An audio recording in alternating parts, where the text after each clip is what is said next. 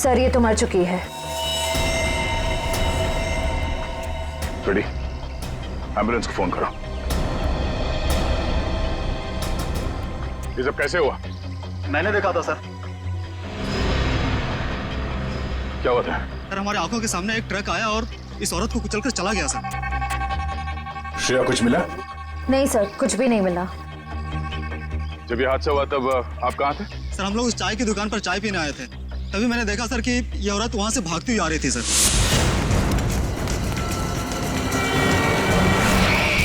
Sir शायद ये speed में आते हुए ट्रक को देखकर डर गई होगी, इसे पता ही नहीं चला होगा कि क्या करे।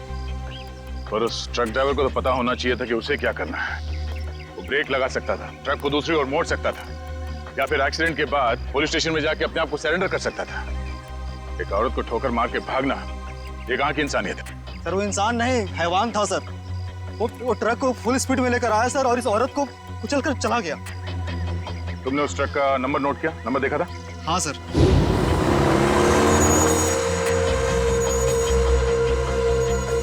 इस औरत के हाथ में कोई पर्स या बैग वगैरह था?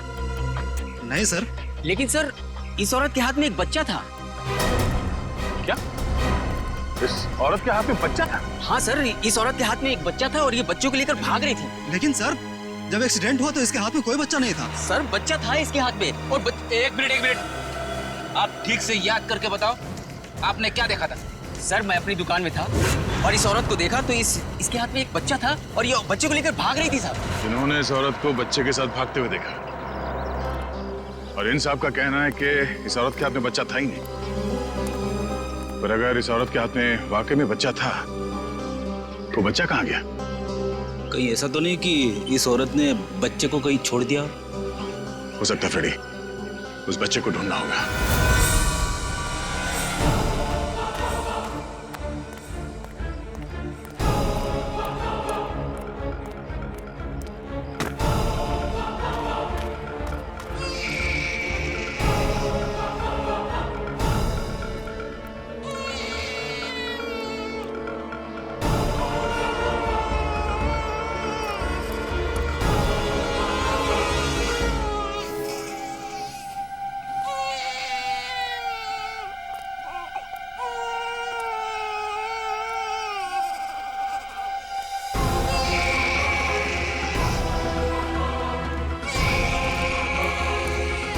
आप रेडी? सर बच्चा टोकरी में है सर। अरे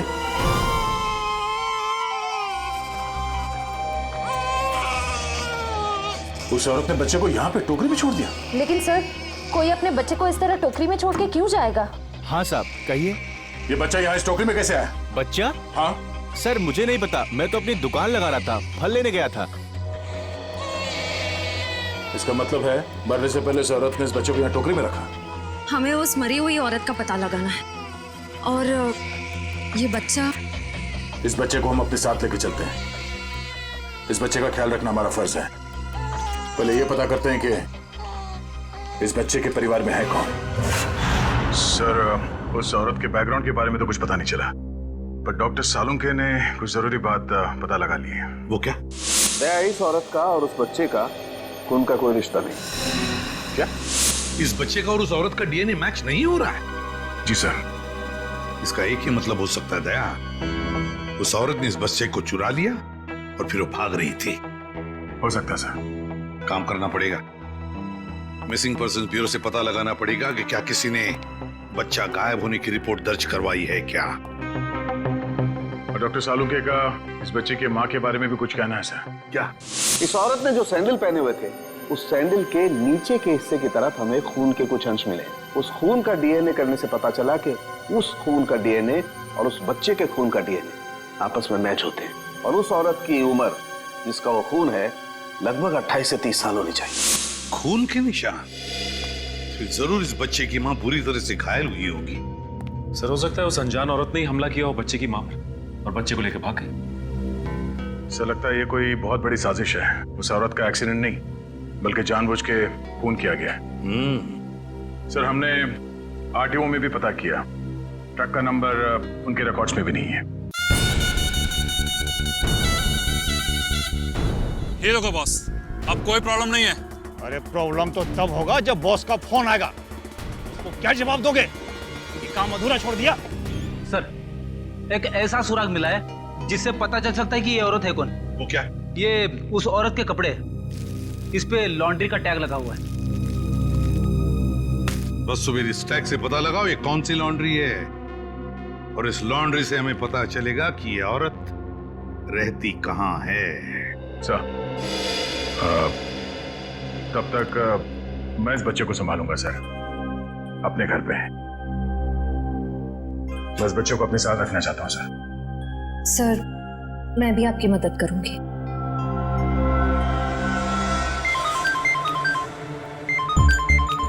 उसी का फोन है। सलाम बॉस। मुझे वो बच्चा किसी भी हालत में जिंदा चाहिए, किसी भी हालत में। समझ गए तुम? जी बॉस।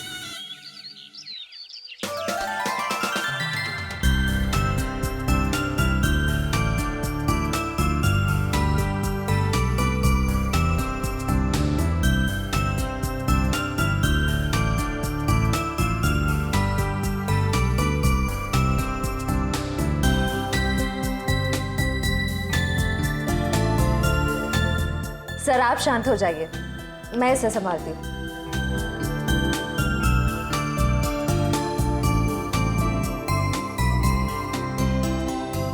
अरे इतनी बात मेरी समझ में नहीं आई। ये बड़े से बड़े मुजरिम को मैं आराम से निपट सकता हूँ, पर छोटे बच्चे को संभालना जरा मुश्किल काम है ना। सर, एक बात कहूं, आप कुछ भी कर सकते हैं। आपके लिए कोई काम मुश्किल नहीं है।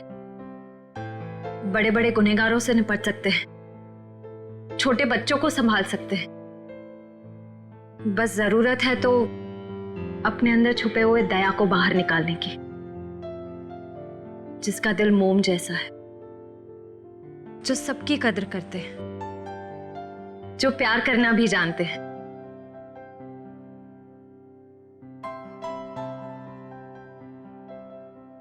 I mean, जो सबकी इज्जत करना भी जानते हैं। अब चिंता करने की कोई जरूरत नहीं है सर, मैं आ गया हूं। अरे फिर तुम, क्या बात है? आओ। सर, हाँ? जब मुझे एहसास हुआ कि आप अकेले बच्चे को संभाल नहीं पाओगे तो मैं आ गया। ला, बच्चा दो। इट्स ओके सर, मैं बच्चे को नहीं संभाल पाओगी, मुझे दे दो। लेकिन फ्रेडी, बच्चे को नींद नहीं आएगी, उसे सुलाने का तरीका मेरे पास है। बच्चा दे दो।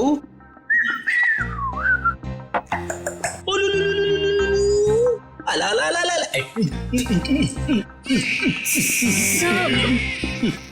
फ्रेडी क्या कर रहे हो? सर, जिद छोड़ो और बच्चे को वापस दे दो शेफ। सर प्लीज, मैं संभाल लूंगी। कोई प्रॉब्लम नहीं है सर, बच्चे को चुप कराने का फॉर्मूला मेरे पास है। श्रेया, टीवी का रिमोट देना। अब देखना सर, ये कार्टून चैनल देख के बच्चा कैसा खुश होता है। कौन से नंबर पे?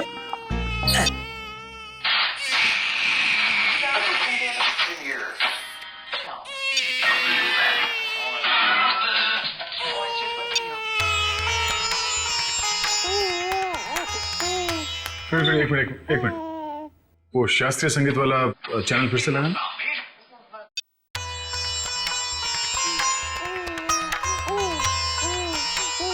सुरों की काफी समझ है इसे। हाँ सर, बड़ा होके बड़ा संगीतकार बनेगा। सब हो रही दुकान।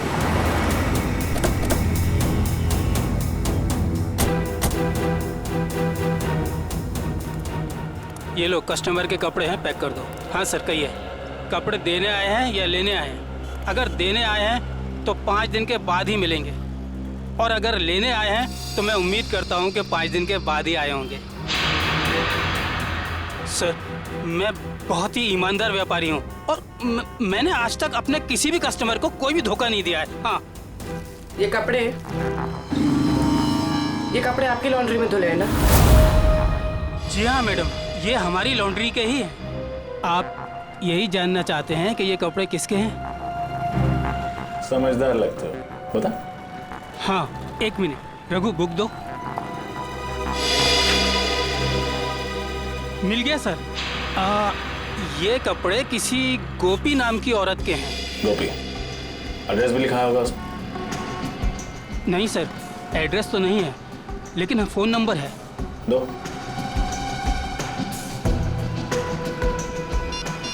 साहब, मुझे तो पहले से शक था जब वो लड़की यहाँ कपड़े डालने आई थी। ऐसा क्या किया था उसने? मैडम, मैंने बोला 5 दिन बाद कपड़े लेके जाना। वो बोली मैं 2 दिन में आऊंगी। मैंने कहा नहीं मिलेंगे, तो मुझसे गुस्सा करने लगी। बोली तुम्हें धोबी घाट पर ले आकर उल्टा लटका दूंगी, और किसी के साथ मोटरसाइकिल में बैठकर चली गई। उस मोटरसाइकिल वाले का चेहरा देखा था तुमने? साहब, उस समय शाम हो चुकी थी और वो रोड के उस पार खड़ा हुआ था, तो मैं ध्यान नहीं दे पाया साहब। इस मोबाइल नंबर के जरिए हम उस मोटरसाइकिल वाले तक पहुंच जाएंगे। चुप रहो, समझे? तो एक मिनट।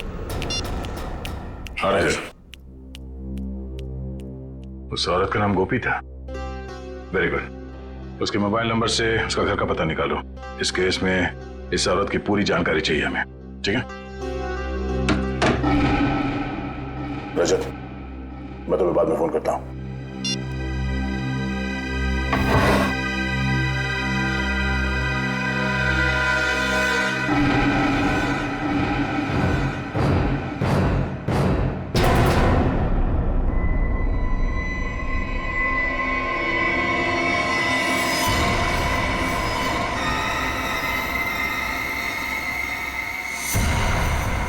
दया, तुम फौरन अपनी बंदूक नीचे रख दो, वरना इस लड़की का भेजा बाहर कर देंगे।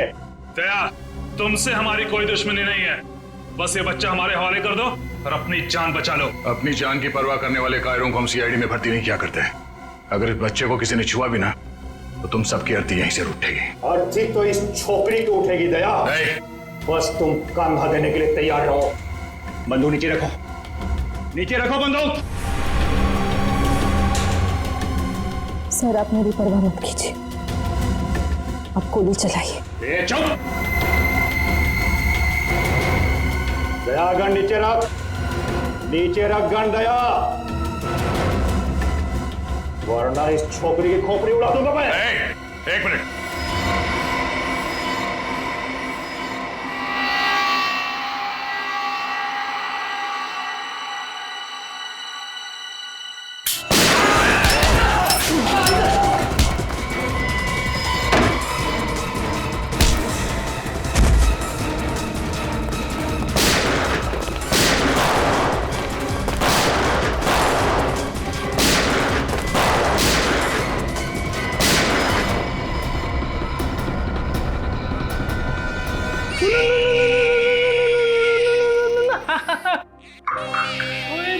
इतना छोटा सा मासूम बच्चा किसी का क्या बिगाड़ सकता है? ये तो कोई राक्षस ही है जो ऐसे मासूम बच्चे पर हमला करने को देखता है। सर, उस गुंडे का क्रिमिनल रिकॉर्ड मिल गया। क्या नाम है उसका? उसका नाम शमी है और उस पे कॉन्ट्रैक्ट किलिंग और किडनैपिंग के 3 केसेस चल रहे हैं। कॉन्ट्रैक्ट किलिंग और किडनैपिंग? लेकिन ये सिर्फ कॉन्ट्रैक्ट किलिंग का केस नहीं है, ये कुछ और ही चक्कर है, कोई बड़ी साजिश है ये। सर, मोबाइल कंपनी ने गोपी का जो एड्रेस दिया था वो गलत है सर। गलत है? हाँ सर। मतलब सर, ये सब पहले से प्लान था।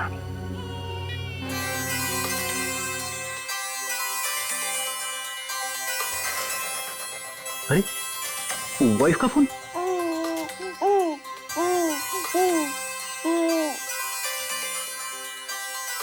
कैसी लगी ट्यून? अच्छी अच्छी अच्छी। सर, कल रात दया सर के घर पे टीवी पर जब शास्त्रीय संगीत आ रहा था, तब बच्चा अचानक से शांत हो गया और मुस्कुराने लगा। अच्छा, वैसे आमतौर पे इस तरह की धुन सुनकर बच्चे उछलने लगते हैं। हाँ, लेकिन अभी भी फ्रेडी सर की रिंगटोन सुनकर बच्चा कैसे खुश हो गया?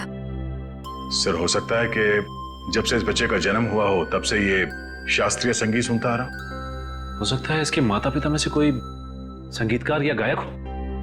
कविनगर जाके पता लगाना पड़ेगा कि वहां पर कोई शास्त्रीय संगीत विद्यालय है क्या। ता थई तत थई ता थई तत थई ता थई तत थई तत थई ता थई तत थई ता थई तत। एक मिनट,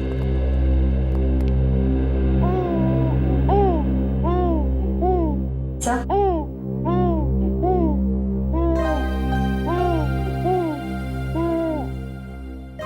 लगता है सही जगह पे हैं। नमस्ते। नमस्ते। अरे वाह, ये बच्चा तो बड़ा कोमल है। इसके पैर में कला भी नजर आती है, लेकिन नृत्य सीखने के लिए ये उम्र बहुत छोटी है। मास्टर जी, हम यहाँ बच्चे को नृत्य सिखाने के लिए नहीं लाए हैं। तो फिर इस नन्ही सी जान को आप यहाँ क्यों ले आए? हम लोग सीआईडी से हैं और एक केस के सिलसिले में आपसे कुछ पूछताछ करने आए हैं। ओह जी, पूछिए। जरा इस बच्चे को देखिए। आप पहचानते हैं इसे? देखा आपने इसे? जी नहीं, इस बच्चे को कभी देखा नहीं मैंने। आपने इस औरत को देखा है? अरे ये तो हमारे बगल वाली डे केयर सेंटर में काम करती है। Baby day care centre?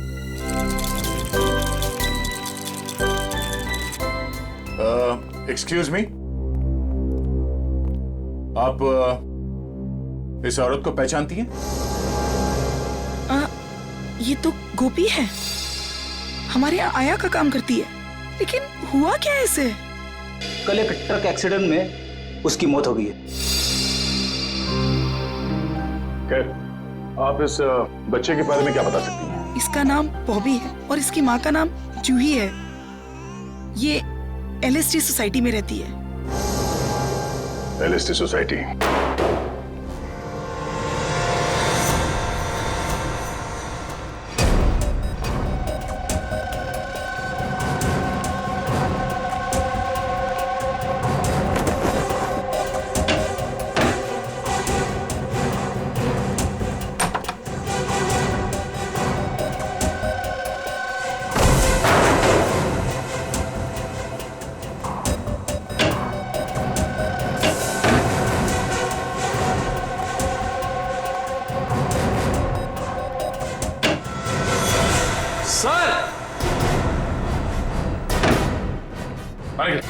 Sir, ये देखिए, बॉबी की माँ जूही को ही मार दिया। ये देखो, गोली गले और पेट पे मारी गई है। लगता है ऐसे मरे हुए भी काफी समय हो गया। खून पूरी तरह से सूख गया। सर, ऐसा लग रहा है मैंने इनको कहीं देखा है, लेकिन याद नहीं आ रहा कहाँ देखा है।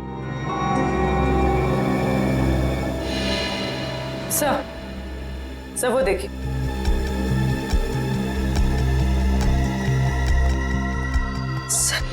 खून से सने हुए जूतों के निशान। ये देखो, पूर्वी, ये चप्पल के निशान तो बिल्कुल वैसे ही हैं जैसी चप्पल गोपी ने पहनी हुई थी। इस औरत ने जो सैंडल पहने हुए थे, उस सैंडल के नीचे के हिस्से की तरफ हमें खून के कुछ अंश मिले और वहां से भी हमें सूखा हुआ खून मिला था। अभी कोई संजोग तो नहीं हो सकता है ना सर? पर सर, गोपी तो गुनहगारों की साथीदार थी। वो खिड़की से बच्चे को लेकर क्यों भागेगी? ये समझ में नहीं आ रहा कि वो यहाँ आई क्यों थी। वो तो नर्सरी में आया का काम करती थी ना। मगर सर, जूही को मारने के बाद बच्चे को अगवा करने की क्या जरूरत थी? एक बच्चे से किसी का क्या फायदा हो सकता है? सर, मुझे लगता है ये जूही के पति की फोटो है। लेकिन ये जूही के पति की फोटो है नहीं, बल्कि थी। हॉल में इस फोटो पे हार चढ़ा हुआ था। एक काम करो, इस कमरे को अच्छी तरह से छान मारो, देखो क्या मिलता है। सर,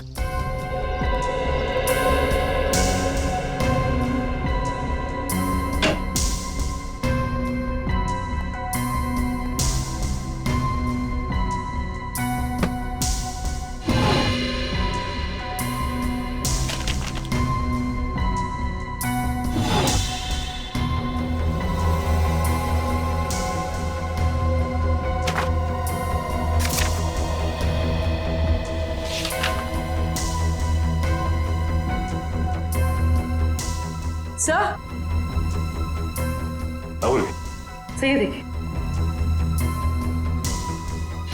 तो जूही एक एक्ट्रेस थी, इसीलिए उसने अपना पोर्टफोलियोज बनाया था। याद आया सर, मैंने इनको एक पंजाबी फिल्म में देखा था, उसमें हीरोइन थी। अच्छा? हाँ सर। इस घर का लिव एंड लीज एग्रीमेंट मिला है सर। सर, ये वोटर आईडी है सर, इसमें इनका नाम जूही नहीं बल्कि असली नाम शीतल है सर। और ये जीवन शांति आश्रम का रिसीप्ट भी है सर। ओह, तो ये बात है। ये जूही उर्फ शीतल 5 सालों तक एक आश्रम में रह रही थी और 1 साल पहले ही आश्रम से बाहर आई है। मगर सर एक फिल्म की हीरोइन 5 साल तक आश्रम में क्यों रहेगी? ये देखो, शीतल के पिता रविकांत का नाम लिखा हुआ है इस कार्ड पे। सर ये रहा डॉक्टर रविकांत का घर। बहुत बड़े साइंटिस्ट हैं वो।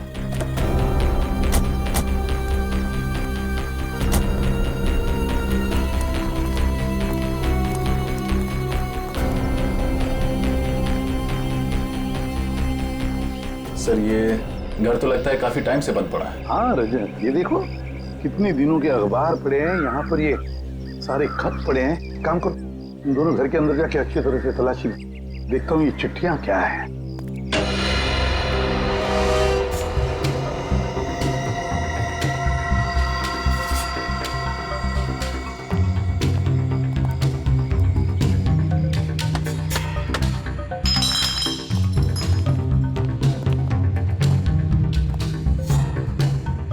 उससे पहले ही यहाँ कोई आ चुका है, शायद कुछ ढूंढने। देखो कुछ हाथ लगता है क्या? सर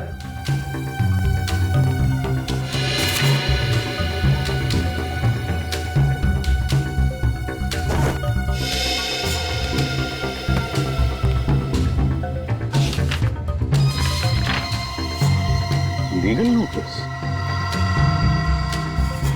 अरे सुनिए सुनिए, देखिए मैं सीआईडी से हूं।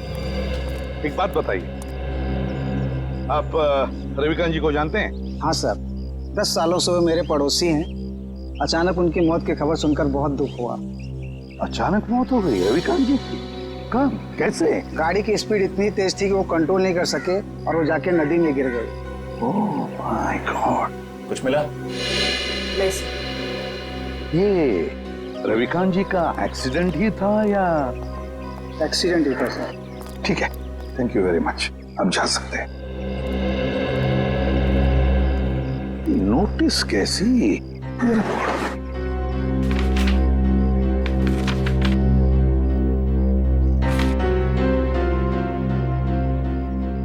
माय गॉड, तो रविकांत जी के घर की नीलामी की नोटिस है। सर इतनी जल्दी ही नोटिस? पिछले महीने तो रविकांत जी की मौत हुई थी। तो पूर्वी पिछले महीने रविकांत जी की मौत होगी, उसके बाद में उनकी बेटी शीतल की मौत। ये कोई कोइंसिडेंस नहीं हो सकता, कोई इत्तेफाक नहीं है, ये कुछ और ही चक्कर है। कुछ ना कुछ तो गड़बड़ जरूर है। और फिर अब शीतल के बच्चे की भी जान को खतरा है। इस रविकांत जी के एडवोकेट से मिलना पड़ेगा, वकील से मिलना पड़ेगा, पता लगाना पड़ेगा इस घर के नीलामी का राज क्या है। ओ, रविकांत जी की प्रॉपर्टी की नीलामी की नोटिस ये तो मैंने बनवाई है, लेकिन आपको कहां से मिली? उनके घर से। एक और बात, उनकी बेटी शीतल का किसी ने खून कर दिया। शीतल का खून? लेकिन ये किसने किया? उन्हीं का पता लगाने ही तो हम आपके पास आए हैं। मैं कुछ समझा नहीं।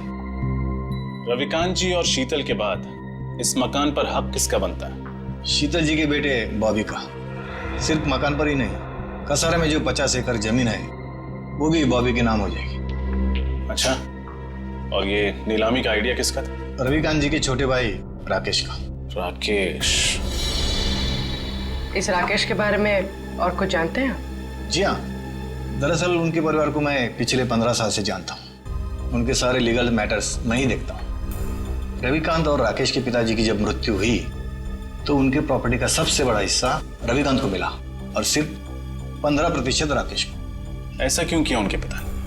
क्योंकि राकेश के तौर तरीके और आलसीपन की वजह से उनके पिताजी काफी नाराज थे और उनको राकेश पर भरोसा नहीं था। तो इस बात से तो राकेश जी को बहुत गुस्सा आया होगा। जी हाँ, बहुत। इतना ही नहीं, उसने अपने भाई के साथ सारे रिश्ते नाते तोड़ दिए थे। फिर अचानक दिवाली के दिन आकर गले मिले और सारे गिले शिकवे दूर हो गए। हो सकता है ये राकेश की चाल हो, रविकांत जी का भरोसा जीतकर उनकी पीठ पर वार करने की। सर ये भी तो हो सकता है कि बॉबी को राकेश जी ने अगवा करवाया हो। ये तो राकेश से मिलकर ही पता चलेगा।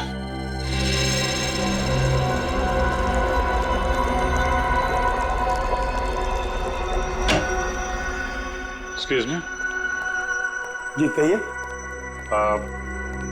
हम लोग सीआईडी से हैं। डॉक्टर रविकांत के बारे में तो आप लोग जानते ही होंगे। जी डॉक्टर रविकांत मेरे गुरु जैसे थे। आप? जी मेरा नाम फनीश है। इस लैब में जो भी रिसर्चेज होती हैं उन्हें मैं फाइनेंस करता हूँ। मिस्टर फनीश, हम डॉक्टर रविकांत की मौत के बारे में आप लोगों से कुछ पूछताछ करने आए हैं। उनकी मौत से तो हम सबको बहुत बड़ा सदमा पहुंचा है सर। न केवल इस लैब का बल्कि हमारे देश का भी बहुत बड़ा नुकसान हुआ है। लेकिन वो कहते हैं ना कि नसीब के आगे किसी का बस नहीं चलता। ऐसा लगता है कि उनकी मौत से किसी और का नसीब जरूर जग गया है। मैं कुछ समझा नहीं। हमें शक है कि उनकी कार का एक्सीडेंट हुआ नहीं है बल्कि करवाया गया है। यानी किसी ने उनका मर्डर किया? शायद। वैसे किस चीज पे रिसर्च कर रहे थे डॉक्टर रविकांत? इसके बारे में तो उन्होंने कभी किसी को कुछ नहीं बताया। वो एक टॉप सीक्रेट रिसर्च कर रहे थे, इसीलिए उसका जिक्र उन्होंने कभी किसी को नहीं किया। सर वो कुछ डरे डरे से रहते थे। क्यों? किससे? इसके बारे में उन्होंने किसी को बताया नहीं, लेकिन वो अपने जो रिसर्च के पेपर्स है ना वो अपने केबिन के लॉकर में रखते थे और तकरीबन हर रोज वो लॉकर का पासवर्ड चेंज करते थे। पता नहीं क्यों। लगता है ये रिसर्च की वजह से उनका फोन किया गया है। उनका केबिन दिखाइए जरा।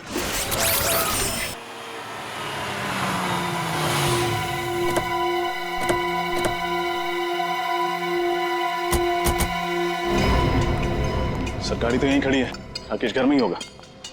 हाँ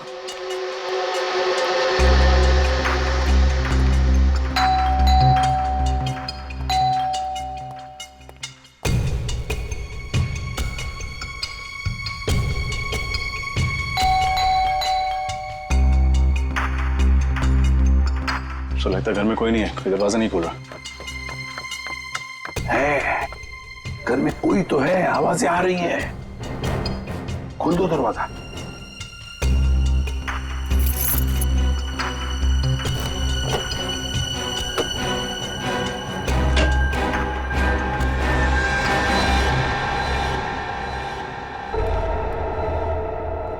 संभल के। 3 खून किए उसने।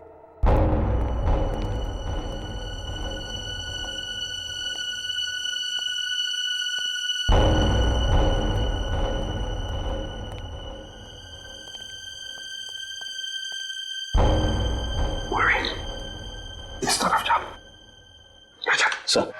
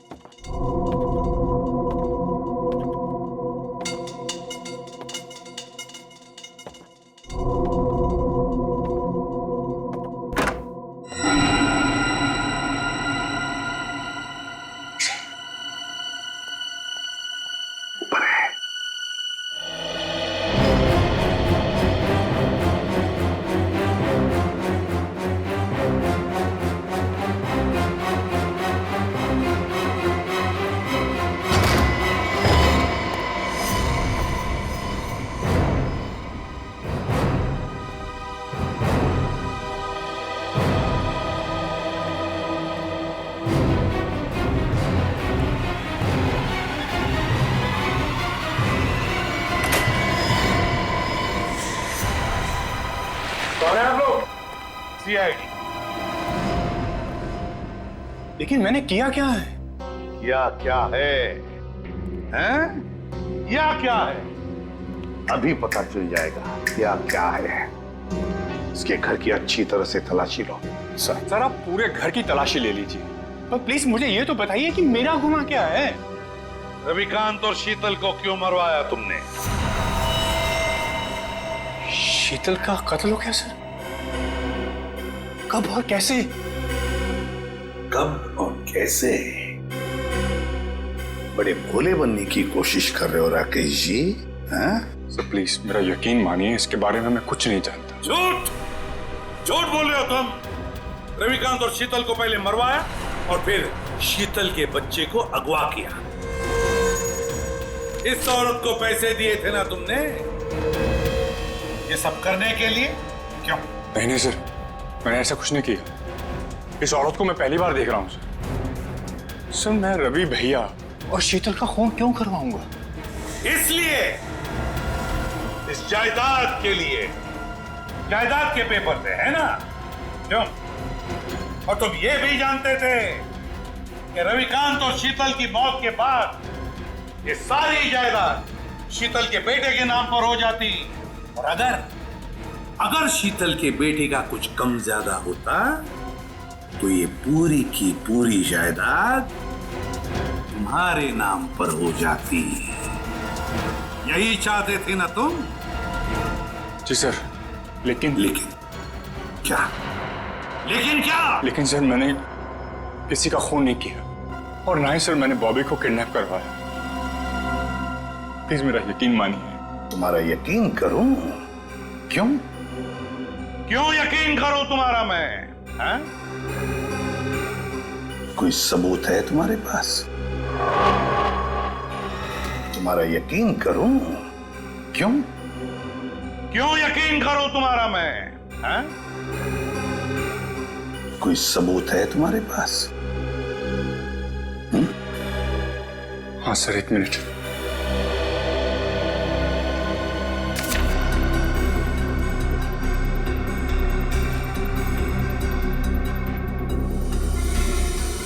रविकांत चैरिटी फाउंडेशन, 50 लाख रुपए। जी सर, जायदाद में जितना भी मेरा हिस्सा था उस सबको बेचकर सारे रुपए में रवि भैया की चैरिटी में डालने वाला था। सर भगवान का दिया हुआ मेरे पास सब कुछ है। पैसों के लिए मैं अपने भैया का खून क्यों कर रहा हूं? सर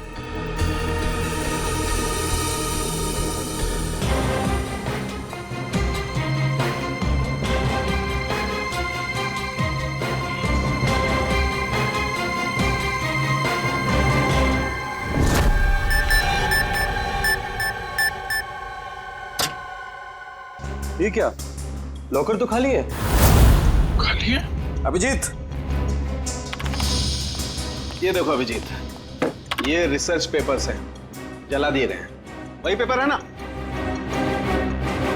हाँ सर, ये तो वही रिसर्च पेपर्स है जिन पर डॉक्टर रविकांत रिसर्च कर रहे थे, पर उन्होंने ये जलाए क्यों? शायद उन्हें डर होगा कि ये रिसर्च के पेपर किसी गलत हाथों में ना पड़ जाए। पंकज, मिला कोई? नहीं सर, सारी फाइल्स डिलीटेड है। एक फाइल है, इसको मैं खोलने की कोशिश कर रहा हूँ सर, एक सेकंड। सर खुल गई। क्या है इसमें? पता नहीं, साइंस के आई थिंक कोई फॉर्मूलाज है, मेरे तो कुछ समझ में नहीं आ रहा है। मैं देखता हूँ।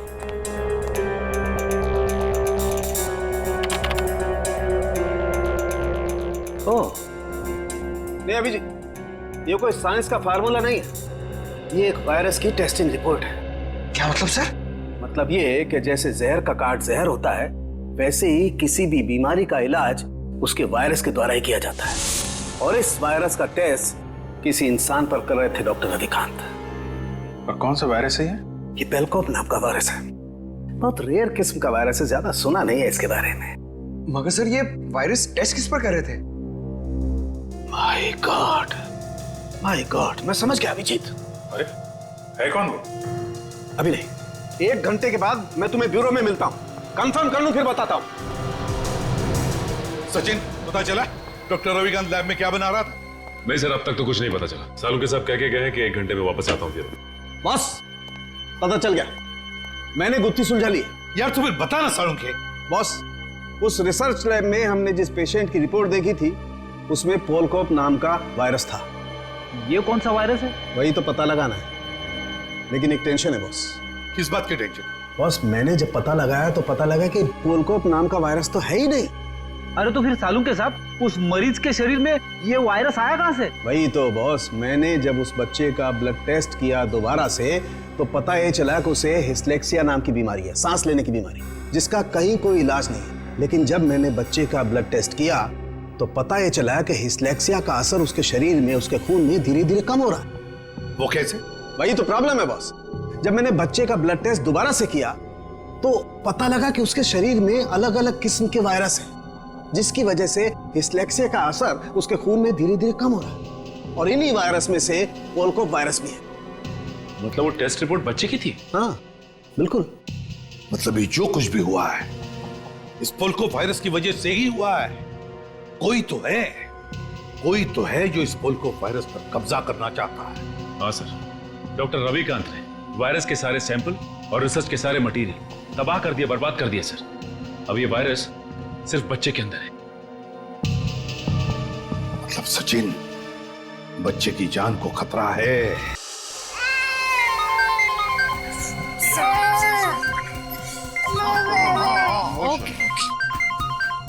एसीपी साहब का फोन। Hello sir.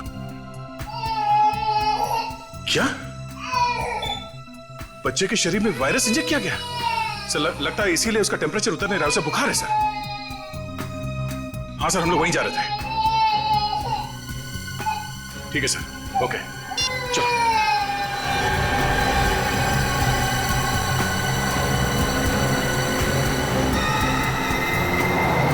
चलो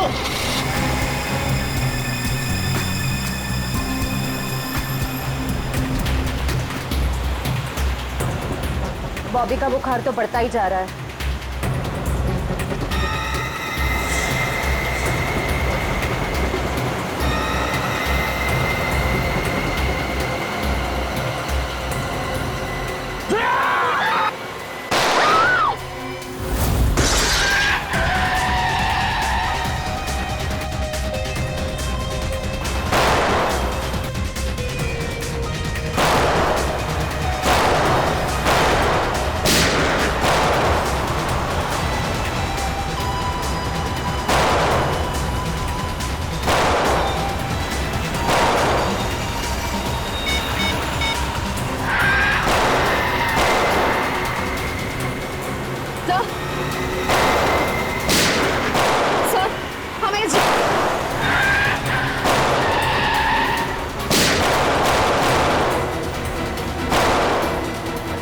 तुम ठीक हो?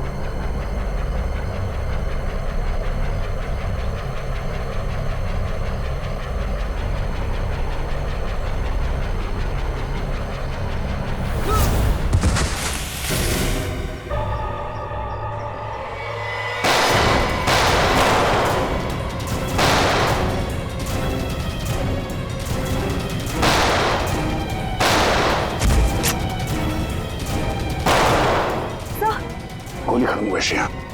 रख गया, तेरा खेल खत्म हो गया। चल कर नीचे रख। ए, लड़की को दे, मेरे को दे, बच्चा मेरे को दे, दे।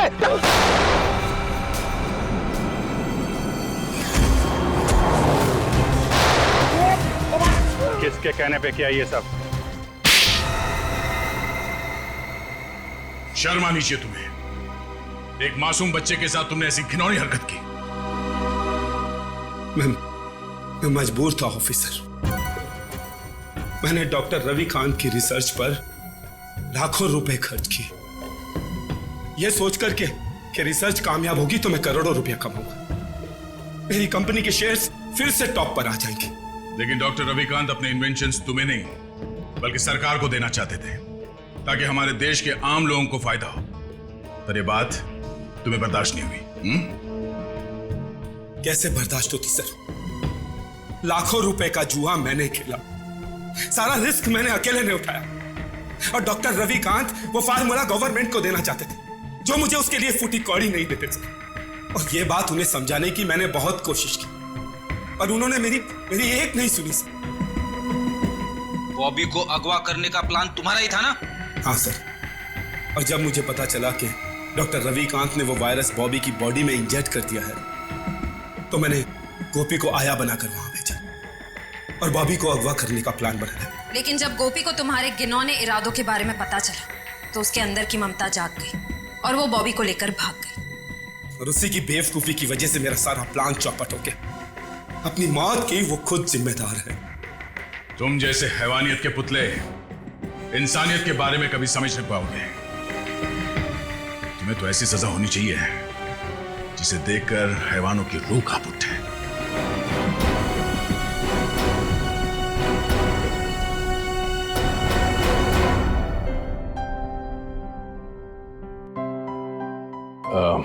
सर, हमें इस बच्चे के भविष्य के लिए कुछ करना चाहिए। हाँ, इसके भविष्य का पूरा बंदोबस्त करके रखा है।